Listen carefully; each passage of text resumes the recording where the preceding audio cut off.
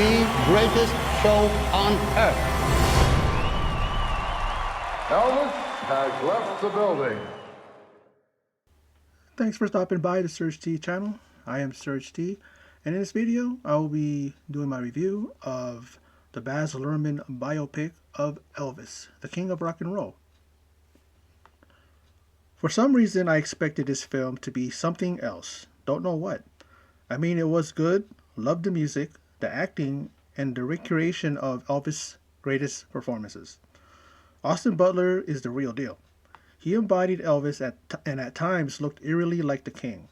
Mannerisms, movement, vocals, the whole nine yards. And according to director Baz Luhrmann, he sang all the live performances, which is pretty impressive. Even the actress who played Priscilla Presley resembled Elvis's ex-wife.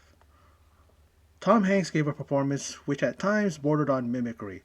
I mean, was his acting up to snuff? Is this the quintessential Tom Hanks performance we are used to? I just didn't feel anything from his work here. A nice job of acting, but it was just there. We meet a young B.B. King, Mahalia Jackson, Little Richard, all influences for a young Elvis. He was influenced by country music and fused it with rhythm and blues to create his signature sound. I mean, his influence of gospel goes back to his youth. And might I add, the young actor who played young Elvis looked like him as well. Great casting choices for Elvis here. I did enjoy this film. Austin Butler is the main reason to watch this biopic. Not a straight up serious film, meaning it is more of a musical biopic, in my opinion. There is enough exposition into the demons that eventually took his life. A manager who used Elvis to line his pockets and continue feeding his gambling habit that got him into serious debt.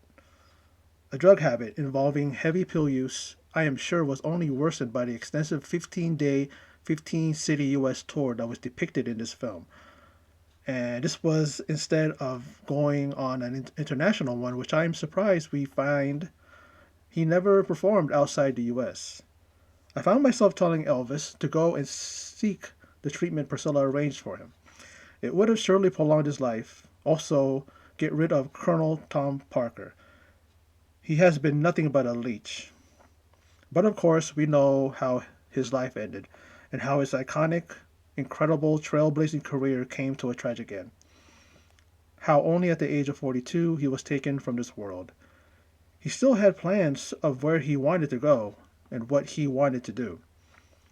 Even at his last performance, where he could barely stand and just sat at the piano singing Unchained Melody, while a bandmate held a mic to his mouth. He belted out that song, hitting all the right notes and giving those in attendance a final performance to remember. I have watched a good deal of biopics over the years, and recently there have been a great deal of well-made ones. Straight Outta Compton, Bohemian Rhapsody, and years before those, there was Selena. But Elvis is memorable due to Austin Butler. He made the movie come alive. If you love Elvis, watch this film. It'll inspire you, get you emotional, make you miss Elvis, and wish he could have gotten over his personal demons. But regardless, this is ultimately a film for the fans, who will be pleasantly surprised and enjoy this film. Well, that is my brief review, my recap, thoughts on the biopic Elvis, starring Austin Butler. Baz Luhrmann is known for doing some incredible films. I looked at his bio, and there's not a lot of films that he's done. Maybe less than 10, but they're all quality. And definitely he showed that in this film. Like I said, I thoroughly enjoyed it. I recommend it. For those of you who want to know some things that even maybe you didn't know about Elvis, you'll find it in this film. There were some things that I saw, and I think some things I found, and some things I heard about. There's even an instance where he did that. They show it in a video where there's a guy that came on stage, and he actually give him a sidekick, a karate kick. And some people think that it's a joke. Some people think it's not real. But Elvis did study to be, study under Ed Parker, who was a founder of Kempo Karate, and trained him. And he's a from what people say, and there's too many people that said this, that Elvis was a multiple degree black belt. They showed a scene when he shot his gun at a TV screen in the hotel. They showed that one. They showed when he was on stage and he was kind of liquored up and or drugged up, and he was joking and he would be singing and we'd be saying, he would be adding funny lines and stuff like that. So a lot of things that we may have seen, videos, maybe even stories that we've heard, we actually saw here. There's not a lot of, they didn't show a lot of or any of it really, maybe just some scenes of the films that he did.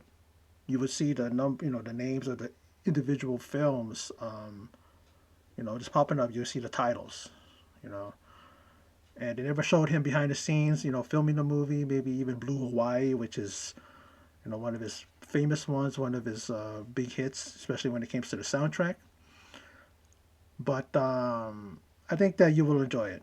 I think that this is definitely one of the best biopics I've seen.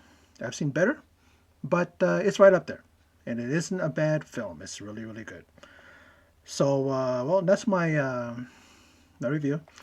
So for those of you who stopped by and checked it out, I appreciate it. And in closing, as always, take care.